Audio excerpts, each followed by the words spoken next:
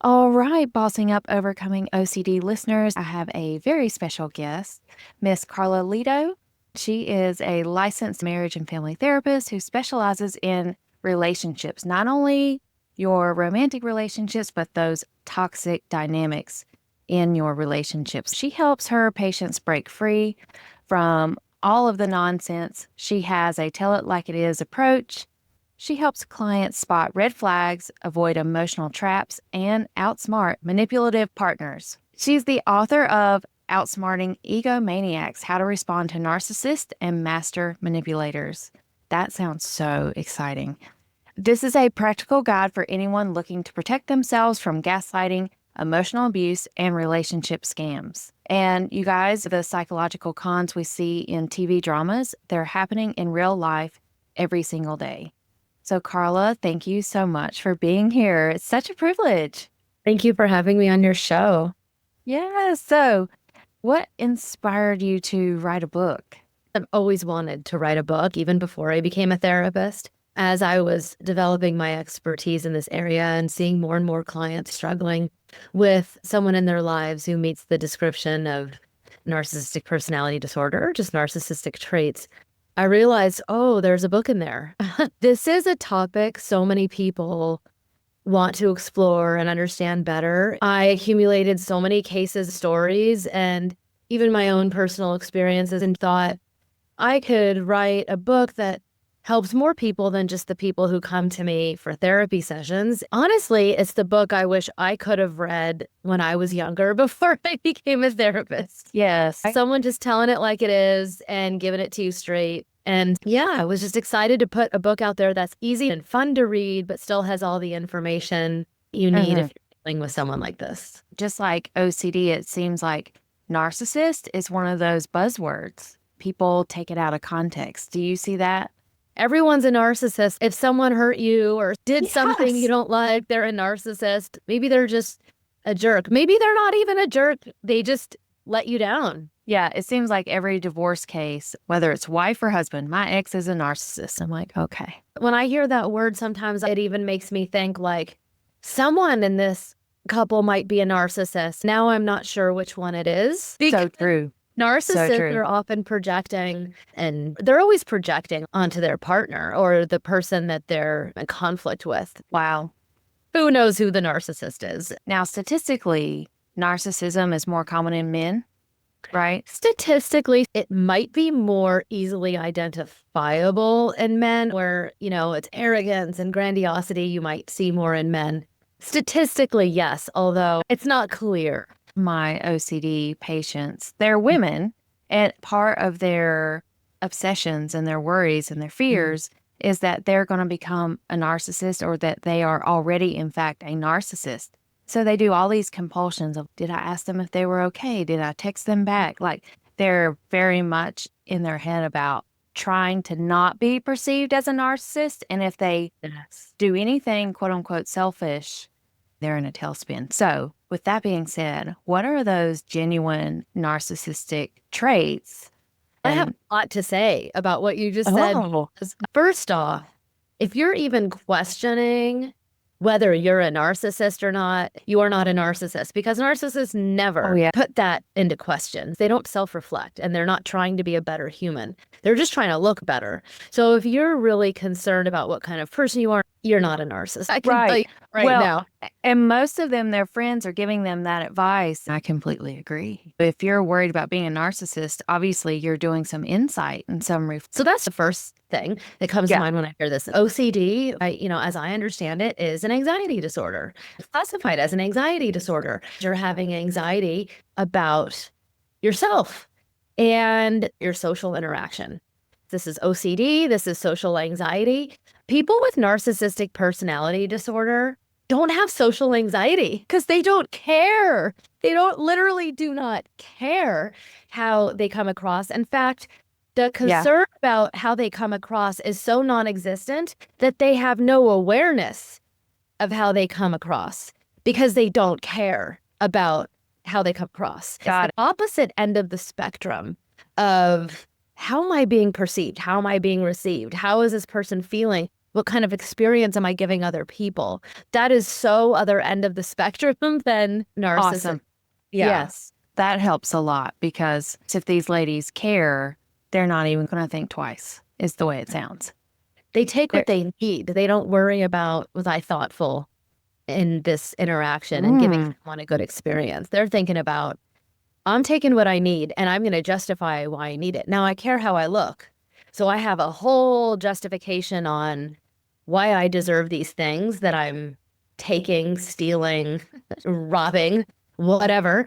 But they don't care how they leave people feeling in their wake. Wow. So that's a big distinction. The other reason that people with OCD might find themselves preoccupied with is my behavior, narcissistic because of my behaviors. If that thought process is going on, the other thing that comes to mind for me, and I mentioned this in one of the chapters in my book, there's the control factor.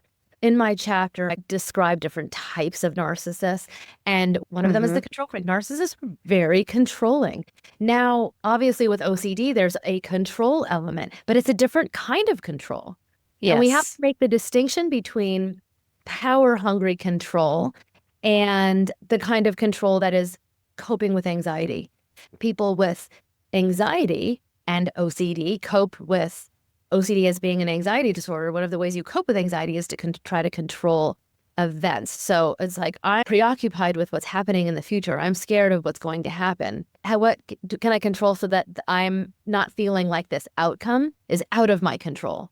Right. And that's a very different type of control than what narcissists do. It's important to make that distinction between wanting to have power over other people and wanting to control situations and events in order to regulate your anxiety. Completely agree. So with the different types of narcissism, does this kind of relate back to what they're needing? And that's how you formulated their themes, or how did different types of narcissists? I did create different archetypes to make it, as I was trying to make it as easy as possible for a reader who knows nothing about psychology or to understand the book. I wanted them to be able to immediately identify their experience. I explained we're not putting people in boxes, and the person you're dealing with might look like all these people. But maybe you're dealing with a control freak or a drama queen or a womanizer. So he's probably not a narcissist, but he is a womanizer. I wanted people to be able to just immediately connect to their experience and have a chapter that's exactly what's happening to me, and here's how I can deal with it. So we're not worrying about whether they're an actual narcissist or not, but if they have narcissistic traits and they're hurting you or the relationship is toxic, this is what's happening. This is not healthy. It is abusive, and here's what you can do. Because so many people today are preoccupied with, is this narcissism? And I think it matters less if they're an actual narcissist and more, well, are they doing these things? Well, okay, so what do you want to do about it if they're doing those things? Exactly. What are the strategies? Because just having the label is not going to help you have a healthier relationship. Right, exactly. So in your book, you're trying to empower the reader to use strategies or take action, or protect themselves in some way. And it's not arguing and engaging and getting pulled into the ring with the narcissist where they just blast you with more manipulation tactics. That's one important piece, but also setting boundaries. And boundaries don't obviously work very well with narcissists. We'll make that clear. But as I explain later in the book, this is your journey to self-empowerment and to discovering what you have control over and what you can do. The more self-empowerment you have and the more you have control over, the more you can see what's in front of you and evaluate for yourself whether you want to stay or go. But if you're not taking control yourself of what you have control over, it's funny, we're talking about OCD and we're talking about control. And I keep stressing in the book, the only realistic form of control is self-control. You cannot control other people. When you stop trying to get them to change and you focus on what you can do, you see what's in front of you and you make a decision for yourself if this is something you want to hang around and continue to accept or not. Because ultimately, that's all you have control over. Even with the traits of narcissism, there is this spectrum, if you will, of severity. Absolutely. It's a personality disorder when it's so severe that it's getting in the way of your ability to function and have relationships. Some people just have these traits. If they're able to recognize it and try to improve and acknowledge, okay, sometimes I can be controlling, or I've been self-absorbed in the past and I want to be better about that, or whatever it is they're working on. That doesn't make them a narcissist. It makes them maybe emotionally immature. We all have some of these traits at different times in our lives, especially earlier in our lives while we're still growing. Yes. Yes. I hear the teen years is like, Oh, for the yeah. average person, the peak of narcissistic tendencies. Children and teenagers are by nature, because of that stage of development, are narcissistically oriented. And that's why we can't really diagnose someone with a person until they're early to mid-20s when their brain is fully developed. They're going to be egocentric. They're going to be all these things that might look a lot like narcissism. But people who aren't narcissists, they grow out of this. And people who are narcissists, when you have the disorder, the personality disorder, not only do you not grow out of it, but it gets increasingly worse. Wow. Yeah. Okay. Now, how do you explain gaslighting to a new patient that has no idea she has been gaslit in her relationship? Yeah, that's a manipulation tactic that's been so popular and people talking about a lot because it's so common. What narcissists and manipulators do when you talk about your experience or lodge a complaint or make a criticism, they won't go there. They put it back on you, shame you for even bringing it up, or tell you that what you experienced, saw, or heard is not true. That way, you start to question yourself. And it becomes this crazy making experience of who's the crazy one? Maybe I'm crazy. And you start to question yourself. Makes you second guess reality. And they make you feel so stupid and shameful for bringing it up because they don't want to be questioned. Anytime you feel like someone will not take in your experience or listen to your feelings at all and gets mad or defensive or shuts you down when you bring anything up, that shines a light on them. That's an indication that you're dealing with someone narcissistic. Oh, wow. Have you noticed that with a narcissistic person, they typically have a codependent partner? Yes. That's the most common dynamic, is a narcissist with a codependent caretaker empath. Yes. Have you seen that Hulu documentary called The Devil in the Family? No, but that sounds like one I need to see. Okay, so it's about Ruby Frankie, and she was... the Ruby Frankie story. I know Yes. all about that. Okay. Okay. All right. Well, let's go with her example because I think the husband sounded codependent. Obviously, we can't diagnose people we haven't treated, but it seems like Ruby showed a lot of narcissistic traits. What do you think? Yeah, I mean, that level of abuse and the power over her children to the point of starvation and physical harm. It was really sad. Yes. Yeah. And there are plenty of narcissistic women. It's not just men. There are narcissistic women out there and they're hurting men. And I've had a lot of male clients too coming in like really emotionally distressed over how a woman has completely turned his life upside down. In the Frankie family, what could the husband have done to help protect the family from this abuse that eventually happened? Yeah. So I followed the case on News Nation, you know, the news report. I love Ashley Banfield. Yeah. So I'll give you some context. Yeah. They're showing these clips and she's trying to do these selfie things. She's getting all huffy puffy with him. He was like, I don't know what you want from me. This even happened with their oldest son where he's like talking. She does the huffy puffy stuff. And even the kid was like, I don't know what to do. That was so bizarre and sad and all the things. The husband and the son were having the same experience with her in those selfie video moments. Then the husband's like, you know, she had the camera all the time. I was uncomfortable with it. And doesn't sound like he ever... They had no voice. Yes. We're just following her command. And then it sounds like they understood that if they didn't follow her command, that there was a price to pay, that the punishment was severe, that the easiest thing to do is to just go along with her crazy program. Now, that's very typical in narcissistic relationships and narcissistic families where the narcissist is leading some kind of crazy operation that everybody has to participate in. And most people don't take a stand because it feels easier to just go along than protest and pay a higher price. What they don't realize is that every time you acquiesce to somebody like this, they become more entitled. They do more and more. And so you're giving them permission to take more control over you and invade your boundaries more and more. So that's why it's important to set your boundaries from the start. Because if you tolerate a lot of nonsense and then later you're trying to set boundaries and stick up for yourself, you've already established a relational history of this is what you're allowed to do to me. And it's a lot harder now to enforce this new dynamic of now you can't. The narcissist doesn't understand that. Yes. And keep being able to do that. But the final straw was Ruby told the husband that they needed to separate and to not contact her nor the kids until she said so. So now the kids are alone with the abuser, and he followed along with this. Wow. Yes.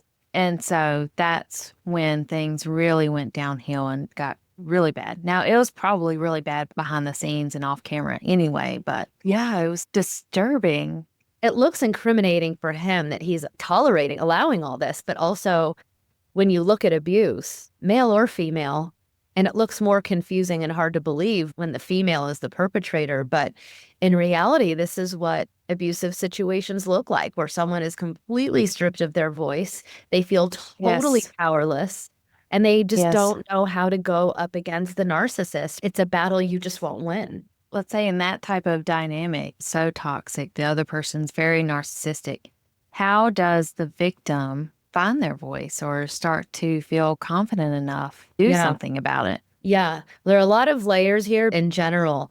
I keep stressing non-combative firmness in my book, because when you set your boundary, if you sound emotional, if you are yelling, if you are hysterical or you're crying, they're going to point to you as the crazy person. Look at you, you're a mess, or you're out of control, or this is why nobody likes you. Your power is sometimes your silence. That's your power. But sometimes when you're standing up for yourself, your power is you're not getting rattled, right? Because they want to see you work up a sweat. They want to push your buttons. They want to engage with you, fight with you, and find your weakness and use that against you. So you just calmly, firmly state your boundary. No, I'm not going to leave this house and separate myself from the children. In a situation like that, you have to get the court involved. Custody is a legal matter. But whatever it is, you state your, this is what, what I'll allow. This is what I'll do. I won't do, calmly. And this enrages the narcissist, of course. But the thing with boundaries is that when you set a boundary, you're telling someone what you need. You're not controlling anybody. So with narcissists, it's like this power struggle of you're going to do what I say. No, I won't. But you're not trying to get the narcissist to do anything when you're setting a boundary. You're simply saying what you will or won't do. And then they have a set of choices. Got it.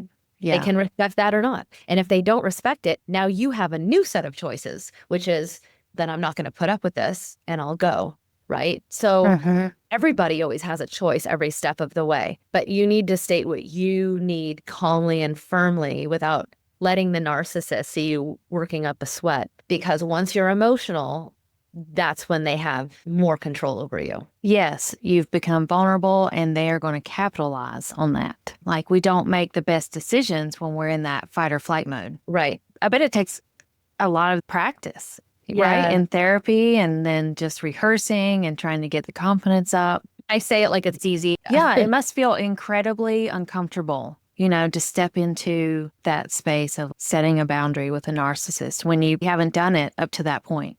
You make threats. One of the things I recommend, let them make their threat. Just don't look shaken by their threat. Just say, okay, go ahead and do that. That's on you. That's what you think is the right thing to do. You go and do that. Well, I'm going to tell the kids that you're okay. You want to turn them against the parents? Let's see how that works out for you.